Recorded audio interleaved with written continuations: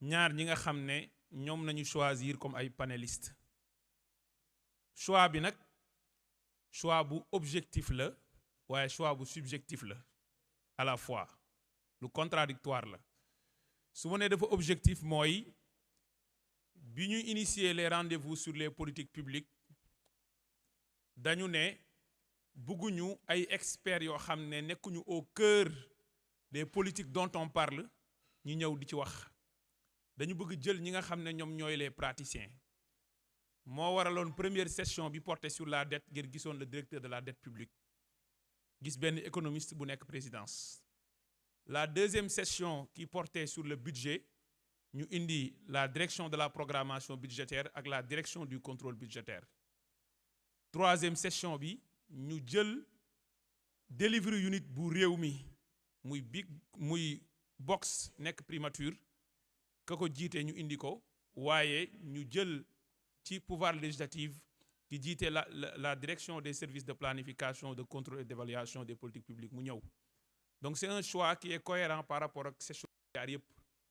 waaye su ma nee choix bi dafa subjectif mooy yàlla dafa def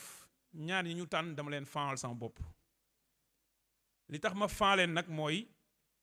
xam-xam li tax ma faan leen mooy patriotisme waaye li tax ma faan leen dëgg-dëgg mooy altruisme Tabass wax na ko mooy le projet il est collectif bu loolu weesoo ma nuyu les parrains jiital ci le maire de Dakar Abass Fall nga xam ni il doit inspirer beaucoup de patriotes Sénégal on a l'habitude de faire hommage de rendre hommage à des personnes yoo xam ne jugee nañu fi waaye parfois ngay dund ak nit ci environnement bu munti nekk moo xam environnement professionnel la moo xam environnement familial la moo xam voisinage la nga gis nit ñoo xam ne war nga jàngat ci ñoom ay valeurs su dee bëgg ngeen gis nit boo xam ne au contact du pouvoir il est resté la même personne Abass Fall la et loolu c'était un défi pour Pastef bu ñu ñëwee au pouvoir naka nañuy fexee ba constant ci principe ak valeurs yi nga xam ne moom la ñu jaay sénégalais yi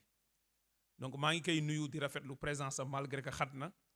di nuyu le président de l'Assemblée nationale monsieur El Malick Ndiaye mi nga xam ne bëggoon na teew trop waaye empêchement moo tax ñëwut mooy nekkul ci biir réew mi di nuyu nag présence su député yi nga xam ne teew nañ ci turu assemblée ak cabinet le président groupe parlementaire ñëw député Fodé Mané ñëw Matar Silla Béatrice Germaine Faye ñoom sax JPS lañ bokk waaye président groupe parlementaire bi comme ni ma ko waxee Ayib Daffé waaye cabinet wu président assemblée nationale ñëw Dieynaba Sarr jiite ko mu nekk lu ñuy rafetlu bu baax a baax di wax ni nag lan moo waral JPS initier programme bu ni mel mooy ñun dañu gëm ni lan mooy rôlu mouvement yi ci parti politique yi Pastef ni ñu ko taxawalee en réalité le bureau politique ñooy sumb di xalaat waaye ñi nga xam ne ñoo war a jëmmal xalaat yooyu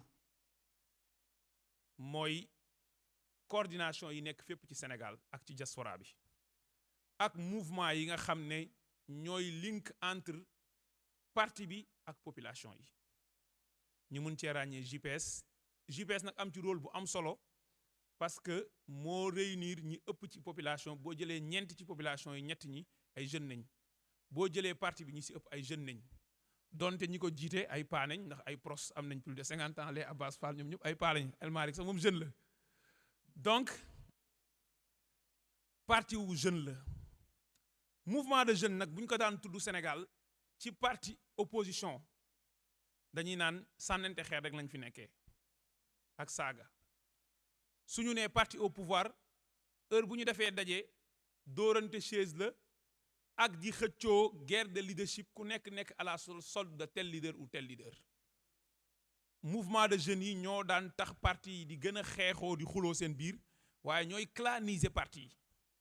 ku nekk utiliser ko comme chair à canon à ton service muy gën a fissurer les organisations politiques au pouvoir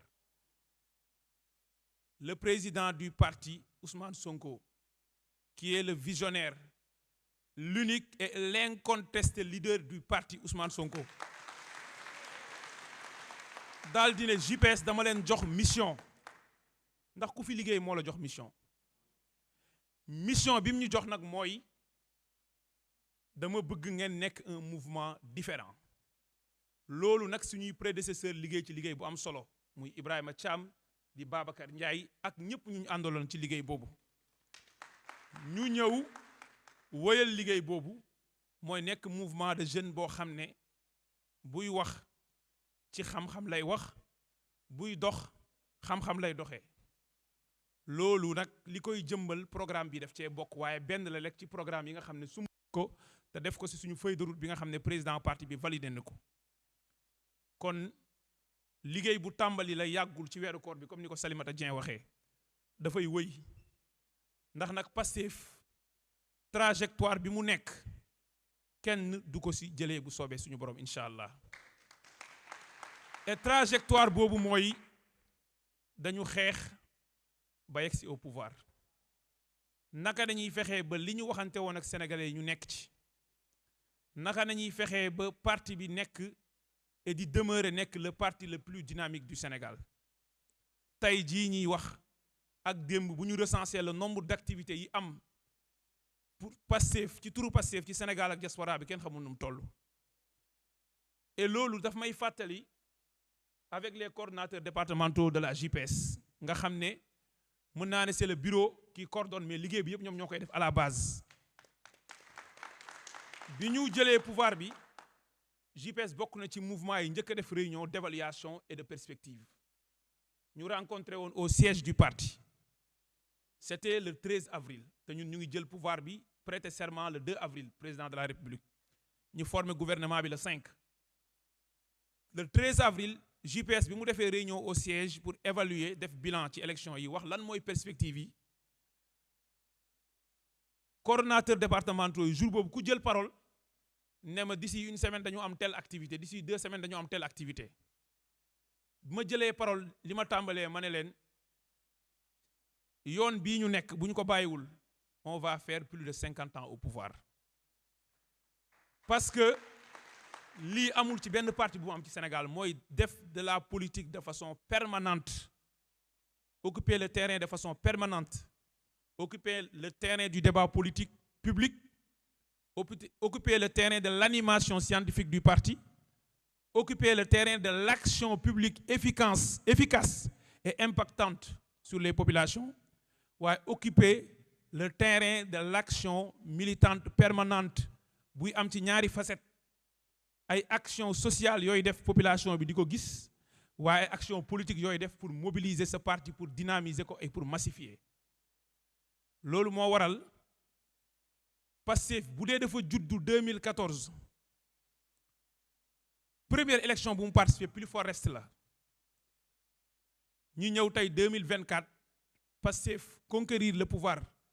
par l'élection présidentielle dès le premier tour musul am Afrique am 130 députés à l'Assemblée nationale Pastef objectif chiffré bu mu fixel boppam bépp sénégalais buy observer di nga xam ba xam Pastef mën na réaliser ay objectif am oui wala non Pastef amul lu ko jomb fii ci Sénégal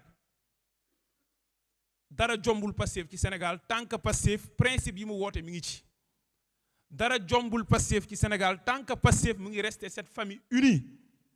dara jombul Pastef ci Sénégal tant que Pastef mi ngi waxee xam-xam di doxee xam-xam di ànd ak liggéey bu mat sëkk loolu lañ bëggoon a wax di wax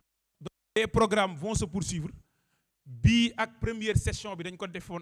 def ay programme public am na yoo xam ne souvent siège lay am comme deuxième session bi